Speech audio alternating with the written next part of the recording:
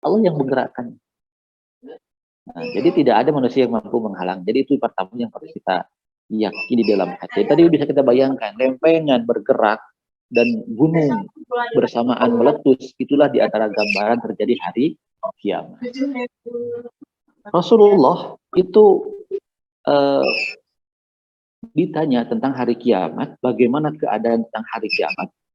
Kemudian Rasulullah menjawab begini, jawaban beliau kepada para sahabat, "Hai para sahabatku, jika kalian ingin mengetahui bagaimana sih gambaran keadaan yang terjadi ketika hari kiamat, seperti apa sih hari kiamat itu?"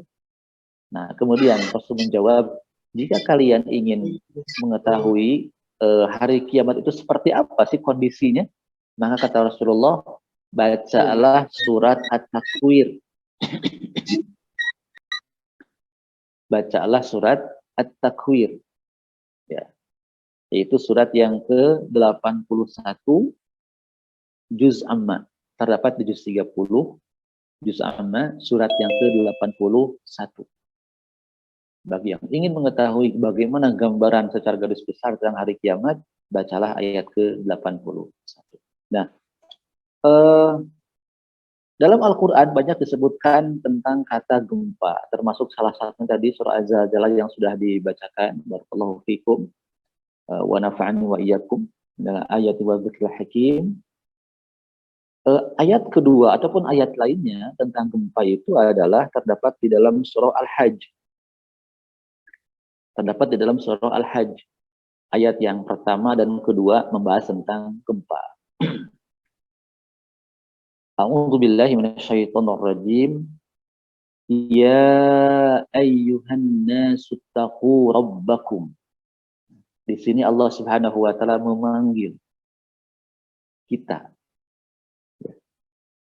Jadi surah Al-Hajj ini, ya, surah Al-Hajj ini kalau kita lihat di dalam indeks, ya.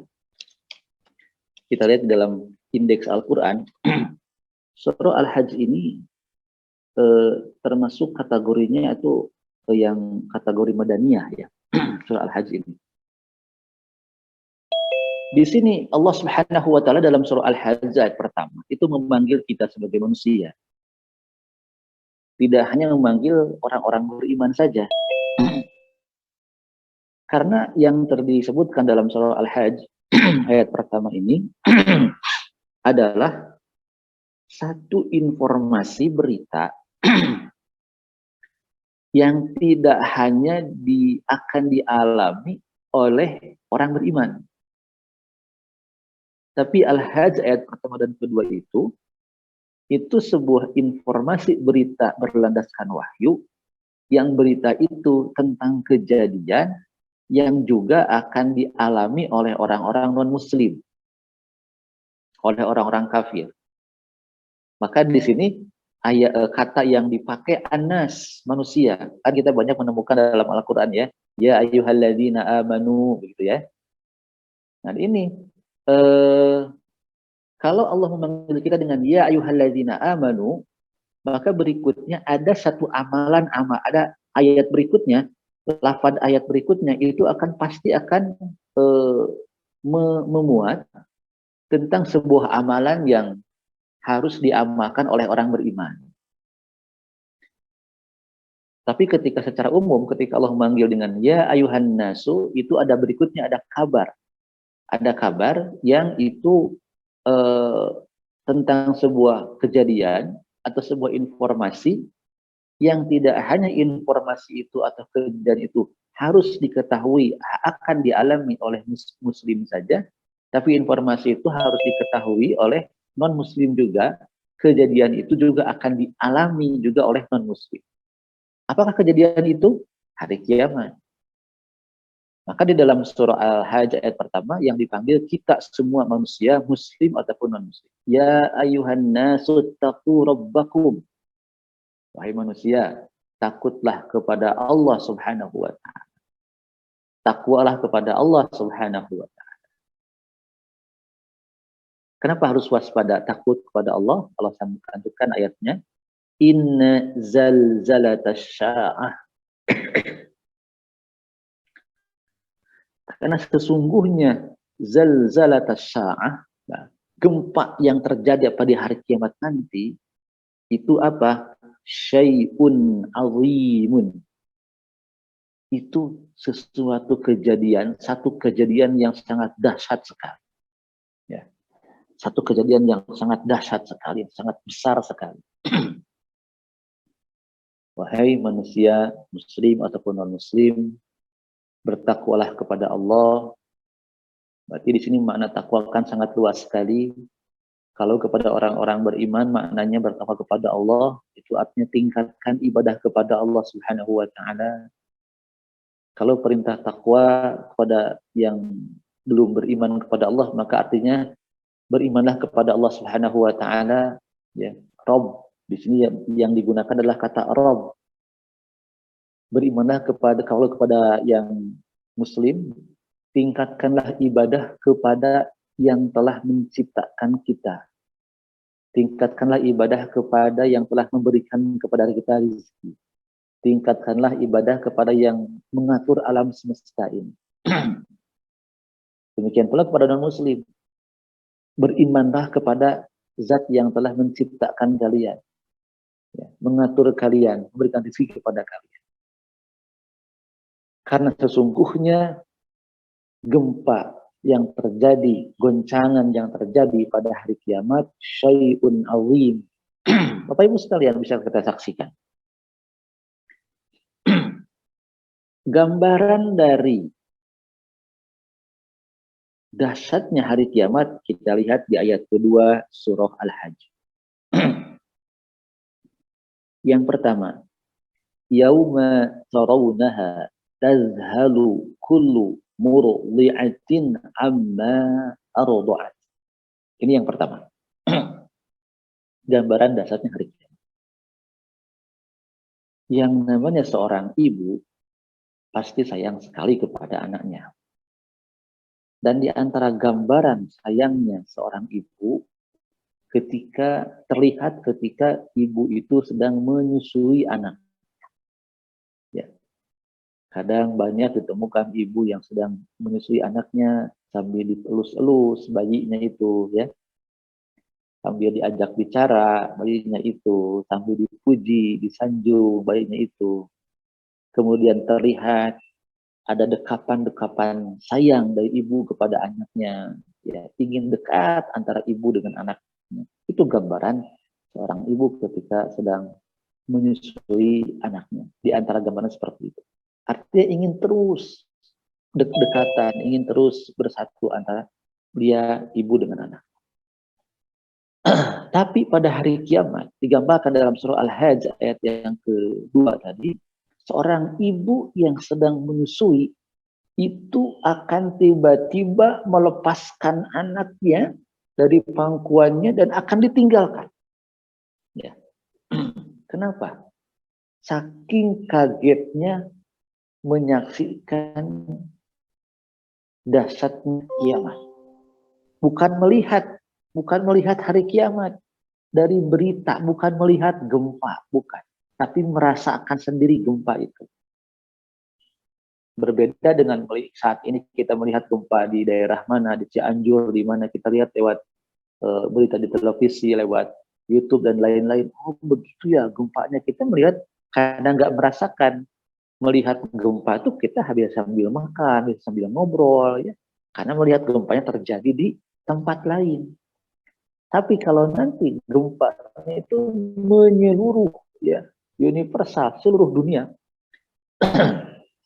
Nah, maka disebutkan saking dahsyatnya gempa di hari kiamat itu, ibu yang begitu sayang kepada anaknya, yang tidak mau berpisah dengan anaknya, itu langsung meninggalkan anaknya dan lari menyelamatkan diri. Itu gambaran yang pertama. Yang kedua, wa tad'u kullu dzatin hamlaha. Ini. Saking dahsyatnya hari kiamat itu, Allah gambarkan nanti wanita-wanita yang hamil berapapun usia kehamilannya akan tiba-tiba keguguran, akan tiba-tiba melahirkan. Saking kagetnya terjadi hari kiamat. Sedahsyat itu ya. Wanita hamil, padahal kan secara secara penelitian ya, secara penelitian itu rahim dan mulut rahim itu begitu kokoh sekali ya, begitu kuat sekali. Telah Allah ciptakan rahim dan mulut rahim itu untuk menopang beban bayi yang ada di dalam perut ibu yang sedang hamil. Rahim dan mulut rahim itu begitu Allah telah ciptakan, maka bahasanya dalam Al-Quran fi qararin makin, tempat yang begitu kokoh kuat ya, rahim itu untuk menopang, menjaga keberadaan bayi agar tidak lahir sebelum waktunya. Tetapi rahim yang begitu Allah ciptakan begitu kokoh, begitu kuat menopang bayi, rahim itu juga ikut kaget. Diri yang memiliki rahim itu, ibu yang sedang menghamil itu, saking kagetnya rahim yang kokoh kuat menopang melindungi bayi itu tiba-tiba akan mengeluarkan bayi itu. Saking dahsyat kagetnya mengalami tentang hari kiamat. Yang ketiga, dalam surah Al-Hajj ayat yang kedua ini disebutkan gambaran yang ketiga keadaan manusia pada hari kiamat adalah wa taron nasa sukara wa ma hum bisukara. Akan kau saksikan manusia saat itu linglung. Ya. Kalau kita lihat orang yang mabuk bagaimana? Pertama, bicaranya tidak jelas. Yang kedua, orang yang mabuk itu arah jalannya tidak jelas. Kenapa? Karena ya tadi pengaruh daripada awal. Nah, saking kagetnya dengan hari kiamat itu, manusia yang tidak mabuk, manusia yang sadar, itu seperti orang yang mabuk. Bicaranya tidak jelas, bicara apa. Pergi melangkah, larinya kemana, mau menyelamatkan diri juga tidak ada tujuan yang jelas. Bapak Ibu sekalian, setelah terjadinya banyak gempa bencana di Indonesia khususnya, maka kita saksikan di antara bukan SOP, mungkin istilahnya mungkin standar keselamatan ya, di beberapa tempat, di kantor-kantor ada misalkan suka kita temukan ya, kayak di kantor-kantor ada tulisan titik kumpul begitu ya, titik kumpul. Mungkin Bapak Ibu sudah familiar ya, kita lihat ke beberapa institusi di kantor-kantor ada titik kumpul di area yang terbuka biasanya. Nah, maksudnya ketika terjadi satu bencana, misalkan seperti gempa contohnya, ataupun bencana lain, gedung kebakaran, gedung roboh, maka mungkin masyarakat, karyawan itu diedukasi ketika itu jangan panik, kemudian berlarilah ke area yang luas, lapangan yang luas, dan ada titik kumpulnya. Bahkan tidak sedikit itu beberapa lembaga, kantor, institusi yang kemudian mengadakan simulasi, ya, simulasi ketika terjadi bencana apa, maka kemudian orang-orang diarahkan ke titik kumpul tadi. Nah, kita bisa, ya, ketika diadakan simulasi gladiresik itu untuk kemudian cara menyelamatkan diri, cara nanti menuju ke titik kumpul, bahkan berkumpul di titik kumpul, itu bisa. Ya. Tapi hari kiamat nanti tidak akan bisa. Wa taron nasa sukara wa mahum bisukara. Jadi titik kumpul itu di set sebuah titik yang aman begitu oleh kita sebagai manusia, dilogikakan, diprediksi itu titik kumpul sebuah titik yang aman untuk berkumpul agar terhindar dari efek bencana. Ya. Nah, tapi nanti di hari kiamat wa taranna sasukara wa mahum bisukara. Manusia pada lari semuanya, ya. Bahkan larinya tidak jelas kemana, bahkan titik kumpul pun ikut rusak, ya. Ikut rusak, ikut hancur. Ya. Masya Allah, ya. Nauzubillah min dzalik. Itu di antara gambaran hari kiamat. Nah, Bapak Ibu sekalian, hari kiamat ini termasukkan kita bagian daripada iman kepada Allah Subhanahu wa taala, yang di antara kejadian yang terjadi pada hari kiamat adalah gempa. Jadi gempa itu ada dua, ya. Para ulama menyebutnya begini. Yang pertama, zalzalatud dunya. Yang kedua, zalzalatus sa'ah. Zalzalatud dunya, gempa dunia, maksudnya adalah gempa kecil. Ya, gempa kecil. Maka gempa kecil ini adalah kiamat sugro. Gempa kecil seperti di Cianjur kemarin, itu kiamat sugro. Kiamat kecil. Tapi kalau gempa besar, ya, yang disebut zalzalatus sa'ah, ya, gempa besar itu kiamat kubro. Itu yang disebutkan di dalam surah Az-Zalzalah tadi, itu kiamat kubro, gempa yang besar. Nah, kalau kita saksikan begini, kita ambil hikmahnya. Ketika gempa terjadi, ya, zalzalatud dunya, gempa dunia dalam arti gempa yang kecil, ya, seperti gempa-gempa susulan yang terjadi kemarin kan di mana Cianjur itu berapa ya? Tadi kalau tidak salah itu 5,6 skala Richter, ya, kekuatan guncangannya hari Senin terjadi. Dan setelah itu berikutnya ada gempa-gempa susulan ya, mungkin 1, sekian, 2, sekian, 3 sekian, itu guncangannya gempa-gempa susulan. Nah, itu adalah gempa-gempa sugro, kiamat sugro, gempa kecil. Nah, gempa besar nanti hari kiamat. Nah, jemaah sekalian, Bapak Ibu rahimakumullah, ketika gempa dunia terjadi, ketika gempa kiamat sugro terjadi, seperti halnya yang terjadi di Indonesia, yang terlalu kemarin Cianjur, ya, dulu ada di Jogja, ya, yang dahsyat itu, ya, sampai banyak warga Bantul Jogja yang menjadi korban sampai meninggal dunia. Nah, ketika gempa dunia terjadi, ketika kiamat kecil berbentuk gempa di dunia terjadi, maka berikutnya itu manusia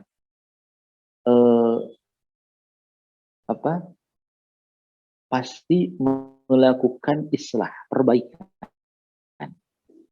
Yang diperbaiki apa? Yang diperbaiki adalah infrastruktur.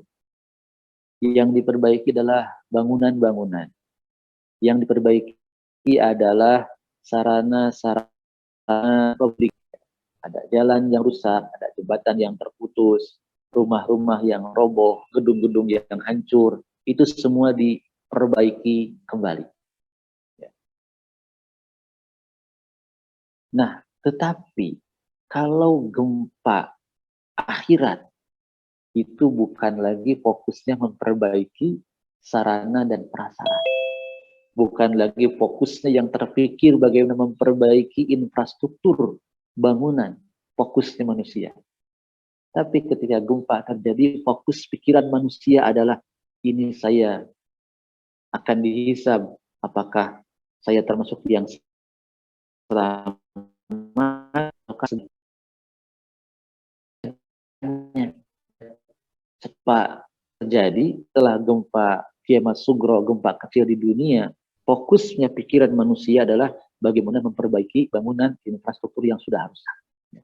Tapi ketika gempa akhirat nanti terjadi, dunia hancur semuanya, maka fokusnya pikiran manusia adalah ini saya akan dihisab, apakah saya termasuk orang yang selamat, ataukah sebaliknya termasuk orang yang celaka. Nah, maka kembali ke dalam surat Az-Zalzalah surat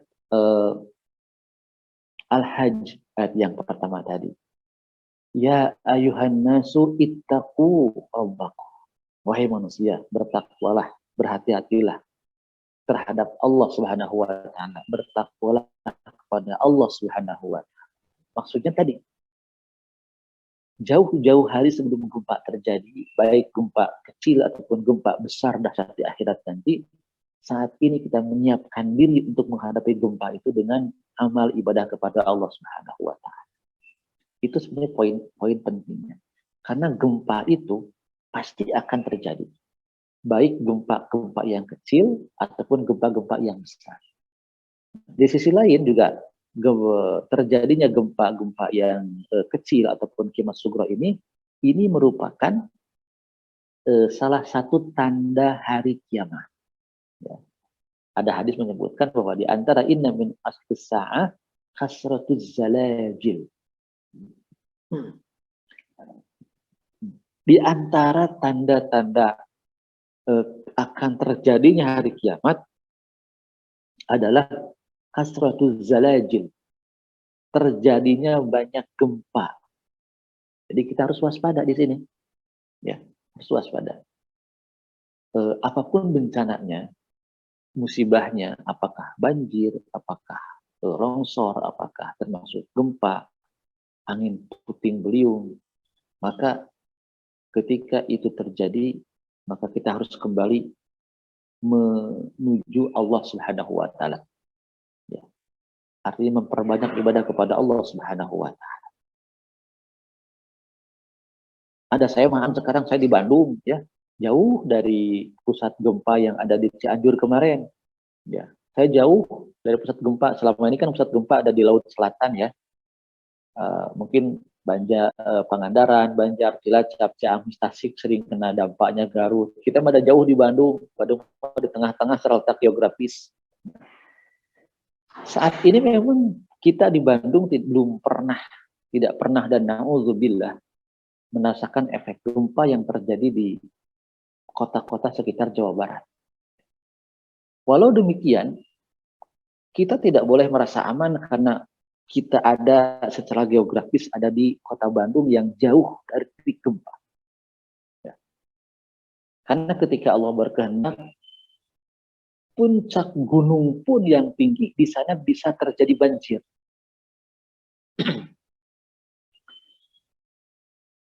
Sumber banjir yang terjadi, yang menimpa, yang meluluh lantakkan, yang menghancurkan umat Nabi Nuh itu di mana?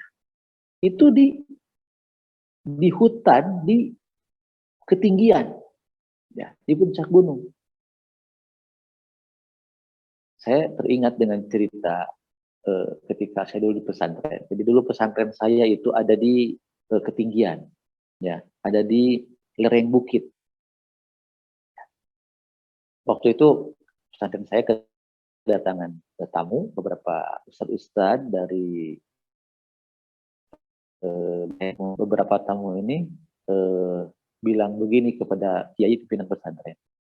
Wah Ustadz, ini lokasi pesantrennya strategis. Maksudnya adalah karena ada di ketinggian di lereng gunung, ya.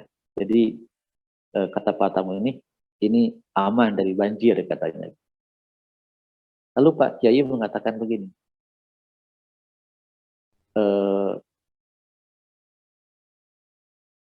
kita tidak merasa aman dari banjir, kata Pak Kiai, karena banjir yang menenggelamkan umat Nabi Nuh itu juga terjadi di ketinggian, ya. Itu terjadi di lereng bukit, di lereng gunung, ya. Jadi ketika Allah berkehendak, ya tadi Allah berkehendak adalah bisa terjadi apa yang oleh logika manusia tidak mungkin terjadi. Ya. Nah, kalau kita ambil ibroh tadi, penduduk atau umat Nabi Nuh tinggal di ketinggian, secara logika tidak akan kena musibah. Lalu kenapa mereka kena musibah ditenggelamkan dengan banjirnya Nabi Nuh? Jawabannya ada karena mereka tidak taat kepada Allah Subhanahu wa taala dan Rasulnya. Bahkan mereka bermaksiat kepada Allah dan Rasulnya. Maka demikian pula kita, mungkin khususnya yang tinggal di kota Bandung, jangan merasa aman. Sekarang tinggal di kota Bandung yang beberapa kita saksikan, memang dampak gempa itu untuk kota Bandung tidak ada, belum, dan na'udzubillah, semoga Allah jauhkan. Jangan ada gempa di Bandung yang kemudian berdampak buruk untuk kehidupan kita. Bagaimana caranya? Tadi, tingkatkan takwa ibadah kepada Allah Subhanahu wa taala. Ittaqu rabbakum ya ayyuhan nasu taqu rabbakum inna zalzalatas saati syai'un 'adzim. Seorang muslim, seorang mukmin yang cerdas adalah dia yang senantiasa mampu bisa mengambil hikmah, ibrah, pelajaran dari berbagai macam fenomena yang Allah perlihatkan untuk kita. Tidaklah Allah menciptakan memperlihatkan kepada kita sebuah fenomena kejadian alam, melainkan itu untuk menunjukkan kemahakuasaan Allah. Ya. Dan untuk mengingatkan kita manusia, karena kita terkadang lupa kepada Allah, terkadang lalai kepada Allah Subhanahu wa taala. Allah taala. Bapak Ibu sekalian, nah ini beberapa ayat kupas pada hari ini, itu tentang ayat-ayat Al-Quran yang berbicara tentang gempa, tentang gempa, dan saya singgung di awal tentang faktor ilmu geologinya itu memang logis, ada pergerakan tanah, ada pergeseran tanah, maka di bawah permukaan bumi, maka dampaknya apa-apa yang ada di permukaan bumi ikut bergerak, ikut goncang, itu logis seperti itu. Tapi yang tidak bisa manusia prediksi kapan ini bisa bergeraknya, itulah yang tidak bisa diprediksi. Oleh karena itu, mari kita waspada dalam bentuk meningkatkan ibadah kepada Subhanahu wa taala. Kalaupun nanti Allah berkehendak kemudian lempengan-lempengan yang ada di sekitar kita di bawah permukaan bumi ini bergerak, maka itu sudah kehendak Allah, dan kemudian bagi orang-orang beriman itu akan dijadikan musibah yang dialami sebagai bentuk dihapuskannya kehilafan-kehilafan jika orang beriman itu menerima bahwa ini gempa takdir dari Allah Subhanahu wa taala. Adapun bagi orang-orang yang bermaksiat kepada Allah, maka bencana-bencana alam termasuk gempa itu adalah sebuah peringatan dari Allah dan azab yang diawalkan atas kemaksiatan yang pernah mereka lakukan. Allahu ta'ala shawab, na'udzubillah min dzalik. Demikian mungkin Bapak Ibu sekalian yang bisa saya sampaikan pada kesempatan kajian pagi hari ini tentang fenomena gempa yang terjadi di muka bumi ini secara umum, khususnya yang ada di Indonesia, dan kaitannya dengan gempa yang disebutkan dalam Al-Quran dan fakta-fakta hasil penelitian oleh para ahli di bidang ini. Allah Ta'ala alam bisawab, demikian yang bisa sampaikan, dan berikutnya saya kembalikan kepada sebuah acara Pak Ferry. Demikian Pak Ferry. Silakan. Ya. Jazakallah khairan katsiran Pak Ustadz atas kajiannya. Jadi di sini faktor penyebab gempa itu karena tidak taatan kepada Allah Ustadz ya, dan banyaknya maksiat. Kemudian gempa itu sebagai menunjukkan kemahakuasaan Allah. Itu adalah merupakan kejadian yang maha dahsyat. Baik, sesi berikutnya adalah sesi jawab atau menanggapi apa yang telah dikaji, yang telah dipresentasikan oleh Bapak Ustadz Firdaus. Kalau misalkan kepada jemaah yang akan bertanya atau menanggapi, bisa raise hand atau bisa juga menuliskan di kolom chat. Mangga silakan yang akan bertanya.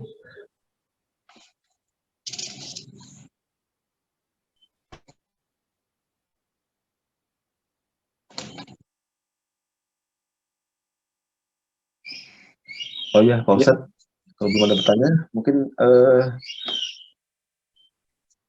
gempa sering dihubungkan dengan ini Pak, tentang adanya kedatangan Imam Mahdi Pak Ustadz. Kalau juga kedatangan Dajjal itu bagaimana Pak Ustadz?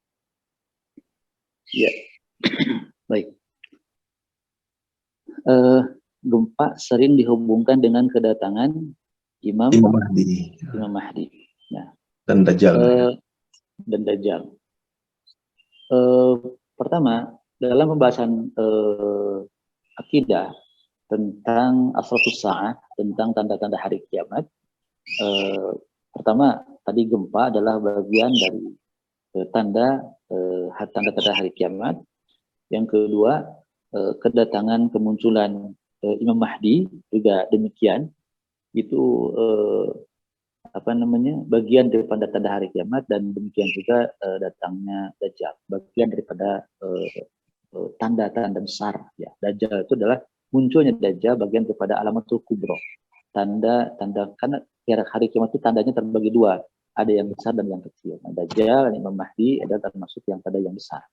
Tanda hari kiamat yang besar diantaranya munculnya Dajjal, munculnya Imam Mahdi. Nah, adapun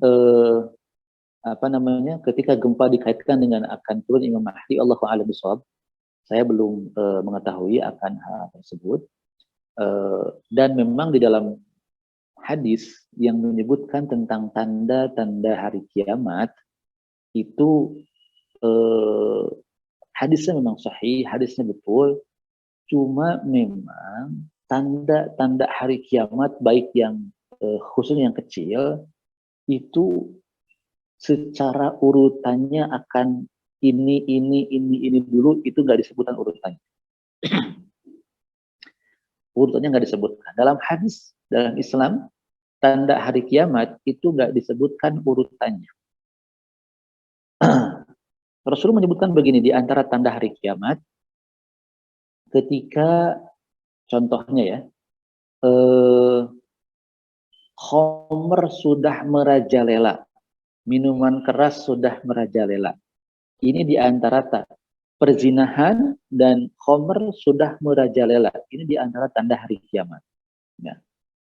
Khamr merajalela, perzinahan juga terjadi di mana-mana. Itu kan bertahun-tahun ke belakang juga sudah banyak terlihat. Ya. Kemudian hadis yang menyebutkan bahwa di antara tanda hari kiamat itu adalah mengeringnya debit air di Danau Tiberias. Ini kan juga baru beberapa tahun ke belakang. Ya.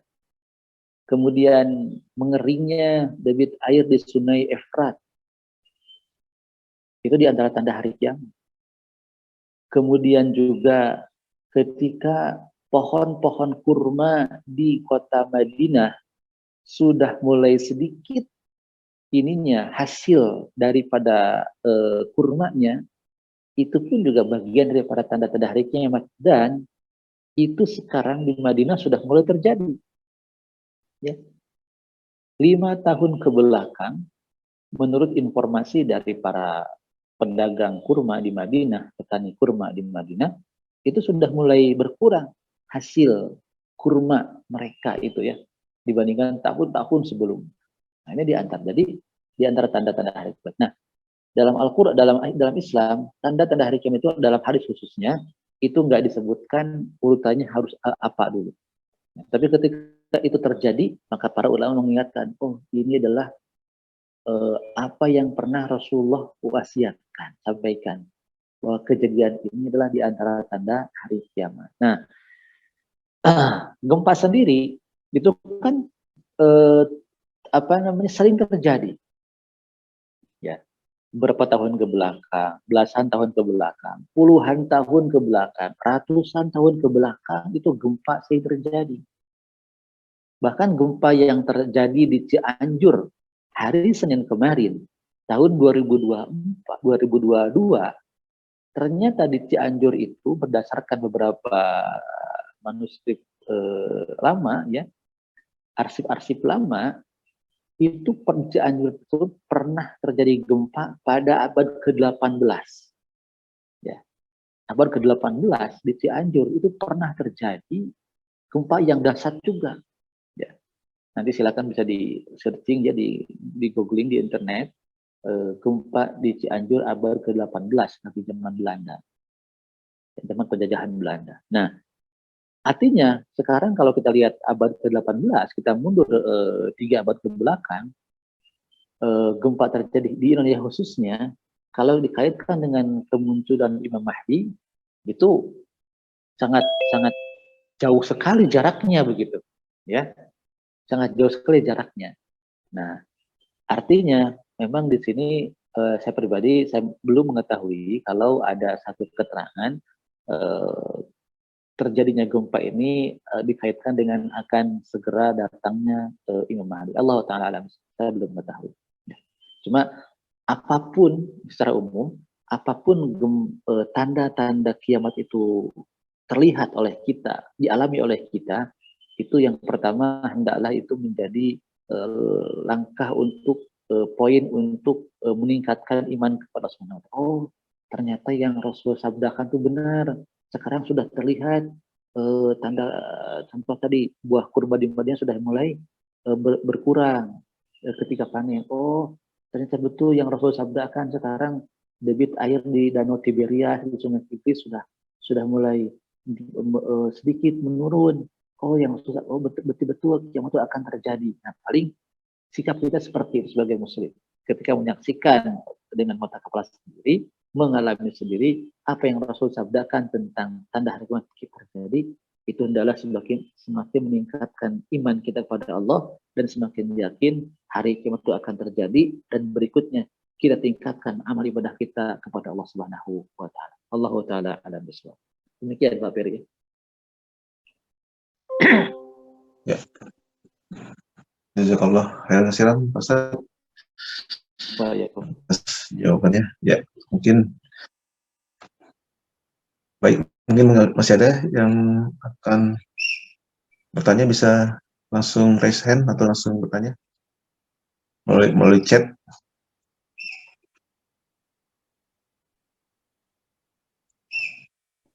Ada pertanyaan begini. Ya. Apa hukumnya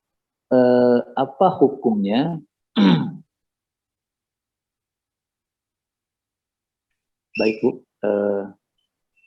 apa hukumnya memutus sholat ketika sedang terjadi bencana? Ya, misalkan kita sekarang sedang sholat, tiba-tiba terjadi sebuah bencana, ya, seseorang sedang sholat, tiba-tiba di tempat dia sholat terjadi bencana. Apakah kebakaran, apakah banjir, apakah gempa? Bolehkah kita memutuskan sholat kita? Para ulama di sini mengatakan bahwa hukumnya boleh, tidak apa-apa. Hukumnya adalah boleh, tidak apa-apa.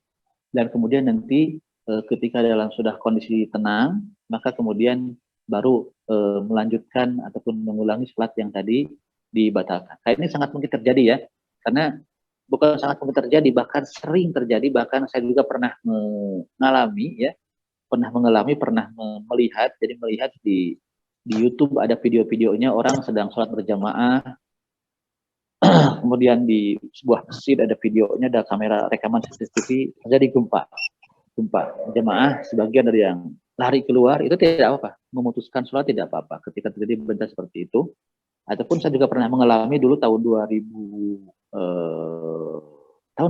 tepat tahun 2000, saya masih tinggal di Solo waktu itu, ketika sedang sholat Jumat, khutbah Jumat kedua, terjadi gempa. Itu goyangannya kerasa sekali. Goyang kerasa. Sebagian jamaah ada yang lari keluar. Ya. Tapi khatib itu terus berkhutbah, dan karena goncangan juga tidak lama, tapi kerasa sekali goncangan tidak lama. Saya termasuk yang sempat akan lari, tapi kemudian saya melihat khatib tetap khutbah, saya pun tetap ada di tempat. Jadi secara umum adalah ketika sholat itu adalah diperbolehkan. Ketika seseorang sedang ibadah sholat tadi, terjadi bencana, gempa, banjir, longsor, rumah kebakaran, rumah roboh, itu boleh untuk menghentikan sholatnya untuk menyelamatkan diri. Dan nanti sholatnya kemudian diulang kembali ketika keadaan sudah aman. Allah Ta'ala. Baik, berikutnya tadi ada pertanyaan dari Ibu ya. Oh iya. Dari Ibu Dede Mida ada ya, pertanyaan. Ini banyak sumber menyatakan bahwa di Cianjur LGBT semakin meningkat, juga kristenisasi. Bolehkah kita mengaitkan peristiwa gempa kemarin dengan hal tersebut? Nah, Itu adalah memang demikian ya Bapak Ibu sekalian, kita lihat sekarang banyak sekali informasi yang di-share di medsos apa namanya tentang gempa di Cianjur, kemudian dikaitkan dengan karena di Cianjur memang telah terjadi kristenisasi, pemurtadan. Karena di Cianjur kemudian sekarang sudah terjadi sekian tahun ke belakang itu prostitusi, LGBT dan lain-lain. Kalau saya pribadi ini melihat begini, untuk kondisi saat ini, ya, untuk kondisi saat ini, pertama adalah fokus kita bagaimana kita mungkin dalam hal ini sebagai sama kaum muslimin, sebagai sama warga negara, fokus kita sekarang bagaimana adalah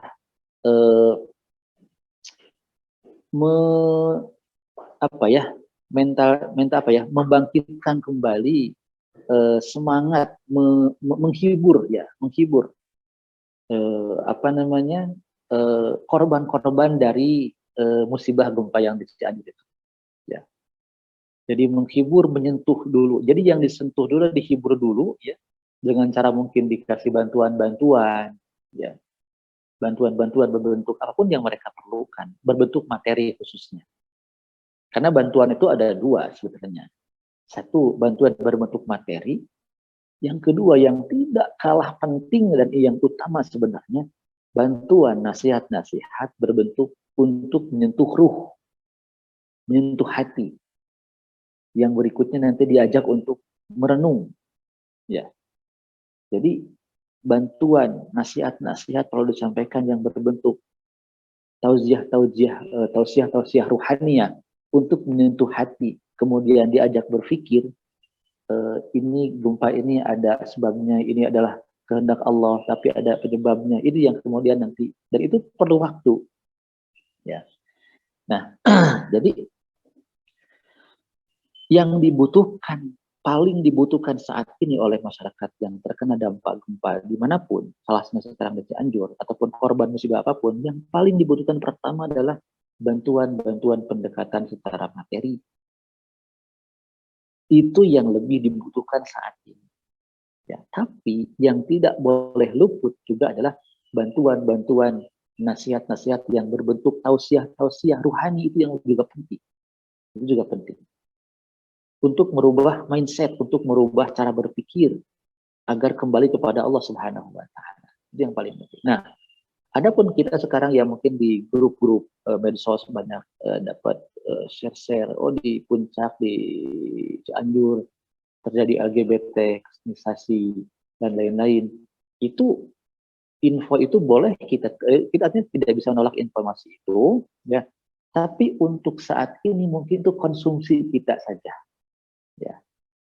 Itu nanti menjadi sebuah bahan evaluasi yang bisa kita sampaikan kepada masyarakat manapun, ya. Di tempat manapun. Misalkan ternyata betul di Cianjur itu misalkan terjadinya pemurtadan, terjadinya banyak menyebarnya LGBT dan maksiat lainnya, itu jika itu betul-betul faktanya demikian, dan itu berdasarkan Islam menjadi sebuah penyebab Allah timpakan musibah kepada mereka, maka itu menjadi pelajaran untuk kita semua, khususnya di tempat lain, khususnya kita yang ada di kota Bandung ini. Ternyata kalau kita bermaksud kepada Allah, Allah akan ingatkan dengan cara seperti ini. Na'udzubillah min dzalik. Itu di antara ibrahnya. Ya. Tapi kalau kita sekarang berbicara kepada masyarakat yang ada di Cianjur tuh, karena kota kalian itu di tempat kalian ada ini, ada LGBT, ada maksiat, ada prostitusi, ada pemurtadan, itu untuk momen saat ini kurang tepat kalau akan mengatakan hal itu kepada masyarakat Cianjur. Tapi kalau kita akan mengaitkan musibah yang terjadi di sebuah tempat dengan adanya kemaksiatan yang ada di tempat tersebut, secara umum tidak apa-apa, ya, tidak apa-apa. Yang jelas asal datanya jelas, itu aja, ya. Tidak apa-apa asal yang datanya jelas. Maka Umar bin Khattab begini, ketika masa khalifah kekhilafahan Umar bin Khattab itu pernah terjadi beberapa kali gempa. Ketika pertama kali gempa terjadi di masa khilafah kekhalifahan Umar bin Khattab, Umar bin Khattab langsung mengatakan kata-kata begini, bertanya begini, wahai rakyatku, maksiat dosa apa yang telah kalian lakukan? Nah, kata Umar bin Khattab. Ya. Jadi ketika gempa terjadi di Madinah, di masa khalifah kehilafan Umar bin Khattab, Umar bin Khattab mengatakan kata-kata kaget ini. Beliau kaget, wahai rakyatku, maksiat apa yang telah kita lakukan sehingga Allah kirimkan gempa ke kota Madinah ini. Nah, karena yang dipahami oleh Umar bin Khattab dan juga dalam Islam, dalam hadis disebutkan bahwa gempa itu adalah salah satunya karena ada sebuah kemaksiatan yang terjadi di tempat tersebut. Ya. Jadi itu demikian yang dalam Islam tentang masalah gempa. Ya, tadi terkait dengan yang disampaikan, di Cianjur seperti ini, kalau itu memang ada fakta dan data yang jelas, tidak mengapa sampaikan untuk konsumsi kita saja, tapi untuk bagi para korban di sana, hal itu jangan disampaikan terlebih dahulu, ya, kan itu mungkin khawatir akan berdampak kepada psikologis mereka. Karena begini, yang terkena gempa di Cianjur atau di kota lain yang terjadi gempa, yang terkena efek gempa itu bukan hanya pelaku maksiat, tapi juga ada orang-orang ahli ibadah juga, ada orang-orang soleh juga yang terkena dampak musibah itu. Ketika kita mengatakan, ini karena di sana ada maksiat, ada kebanyakan maksiat di tempat musibah tersebut. Nah, kata-kata ini mungkin kita katakan ternyata terdengarnya kepada orang yang merasa tidak melakukan kemaksiatan tersebut, tapi mereka kena dampaknya. Ini bisa jadi panjang itu masalahnya. Ya, jadi boleh saja tadi ketika mengatakan bahwa maksiat ini terjadi, musibah ini terjadi karena ada kemaksiatan di daerah tersebut, boleh saja mengatakan demikian, mengaitkannya ketika memang data-datanya itu memang jelas. Ya, Allah Ta'ala alam. Demikian mungkin Bu Dede. Ya. Ya, dihubungkan dengan ini Pak, mengenai banyaknya kemaksiatan itu sekarang mulai makin marak tuh Pak Ustadz. Ya. Mulai malah bisa diakses langsung di handphone. Itu kan banyak godaan sekarang Pak Ustadz. Ya, saya punya teman ya, waktu apalagi SMA buat anak-anak kan berbahaya sekali ya. Kan begini ya, dalam Al-Quran kan ada ayat yang begini. A'udzubillahi minasyaitonirrajim. Innallaha la yughayyiru ma biqaumin hatta yughayyiru ma bi anfusihim. Innallaha, sesungguhnya Allah, la yughayyir, tidak akan merubah nikmat apapun ya, biqaumin, yang telah Allah berikan kepada seseorang, yang telah Allah berikan kepada sekelompok kaum manusia. Sesungguhnya Allah tidak akan mengubah nikmat yang telah Allah berikan pada seseorang, pada sekelompok umat manusia, pada penduduk sebuah negeri, hatta yughayyiru ma bi anfusihim, sampai mereka sendirilah, manusia sendirilah, yughayyiru, yang merubah nikmat itu oleh mereka sendiri dirubah. Nah, maksudnya begini gambarannya.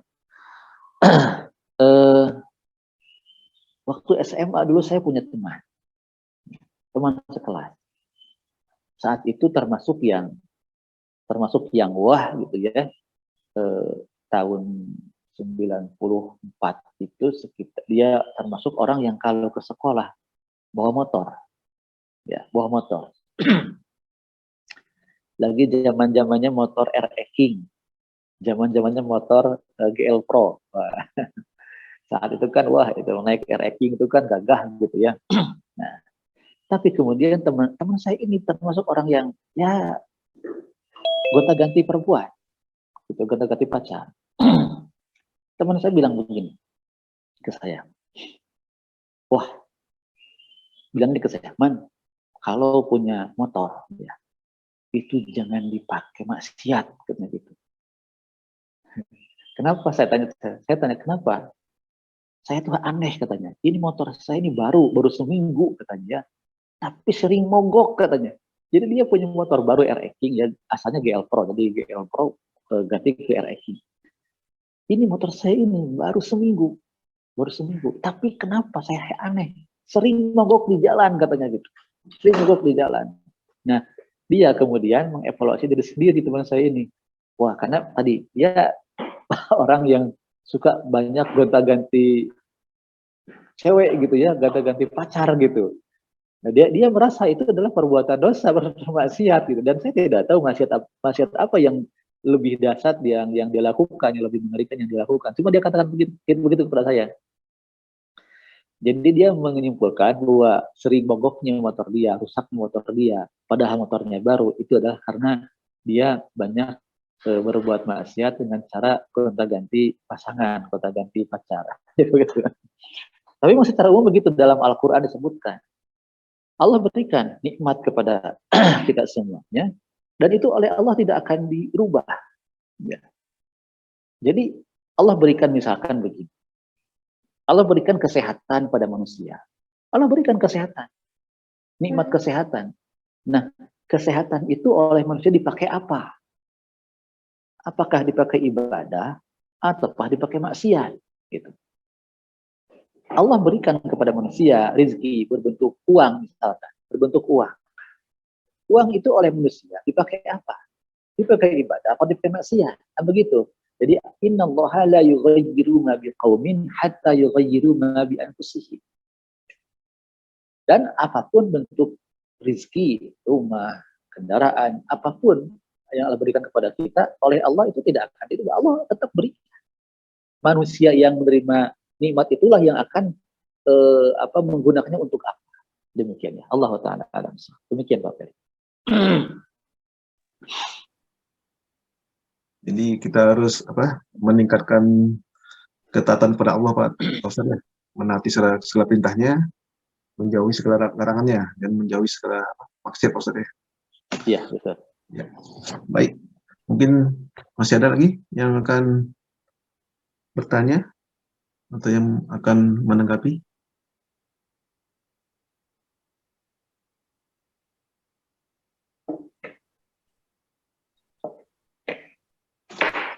Baik, Pak Ustadz, mungkin karena sudah tidak ada yang bertanya, ya. Kita tutup dengan doa, Pak Ustadz. Mangga. Ya, silakan Pak Ustadz, memimpin doa. Baik, Bapak Ibu sekalian, itu yang bisa kita kaji di pagi hari ini, pembicaraan kita tentang sebagian ayat Al-Quran yang berbicara tentang gempa dan bagaimana sikap kita di dunia ketika menyaksikan berbagai macam fenomena-fenomena ataupun musibah-musibah yang terjadi, salah satunya gempa yang Allah berikan kepada kita semuanya. Semoga dari berbagai macam musibah yang terjadi, yang kita saksikan, kita menjadi hamba-hamba Allah yang cerdas, yang bisa mengambil ibroh pelajaran dari kejadian musibah-musibah tersebut. Jika ada kata-kata yang salah dalam kajian ini, itu adalah dari saya pribadi, yang ada penuh dengan kesilapan, mohon maaf. Dan apa yang benar tentunya datang dari Allah Subhanahu wa Ta'ala dan Rasulnya. Baik, majelis kita pada pagi hari ini, mari kita akhiri dengan berdoa kepada Allah Subhanahu wa Ta'ala. A'udzu billahi minasyaitonir rajim. Bismillahirrahmanirrahim. Alhamdulillahirabbil alamin, arrahmanir rahim, maliki yaumiddin. Iyyaka na'budu wa iyyaka nasta'in. Ihdinas siratal mustaqim, siratal ladzina an'amta 'alaihim, ghairil maghdubi 'alaihim waladdallin. Allahumma ighfir lil mu'minina wal mu'minat wal muslimina wal muslimat al ahya'i minhum wal amwat innaka sami'un qaribun mujibu da'wati qadiyal hajat. Allahumma ighfir lana wa li walidayna warhamhuma kama rabbawna shighara. Allahumma ya muqallibal qulub tsabbit qulubana ala dinik. Allahumma ya musarrifal qulub sarrif qulubana ala ta'atik. Rabbana ij'al baladana balatan aminan warzuq ahlana minas samarat wajumli wa baniya an na'budal asnam Bismillahirrahmanirrahim. Birahmatika ya arhamar rahimin. Rabbana atina fid dunya hasanah wa fil akhirati hasanah wa qina adzabannar. Alhamdulillahi rabbil alamin. Baik, jazakallah khairan kasiran Pak Ustadz atas kajiannya. Semoga kita dapat mengambil hikmah dari kejadian fenomena alam itu gempa, dan kita dapat meningkatkan ketaatan kita pada Allah Subhanahu wa taala, menaati segala perintah-perintah Allah Subhanahu wa taala, menjauhi segala larangan-larangannya, menjauhi kemaksiatan, dan kita tingkatkan ibadah kita kepada Allah Subhanahu wa taala. Kita tutup dengan doa akhir majelis. Subhanallahumma wa bihamdika asyhadu an la ilaha illa anta astaghfiruka wa atubu ilaik. Assalamualaikum warahmatullahi wabarakatuh. Waalaikumsalam warahmatullahi wabarakatuh. Waalaikumsalam warahmatullahi wabarakatuh. Sami-sami ya nih wanita atau mohon sami. Ada dari Surabaya ini Pak Ustadz, Pak Joko dari Surabaya. Masya Allah. Ada Bu Yusri dari Surabaya ini. Surabaya aman Bu, Surabaya aman. Alhamdulillah aman Ustaz. Masya Allah. Pak Joko ini lagi nih Pak Ustadz di kajian.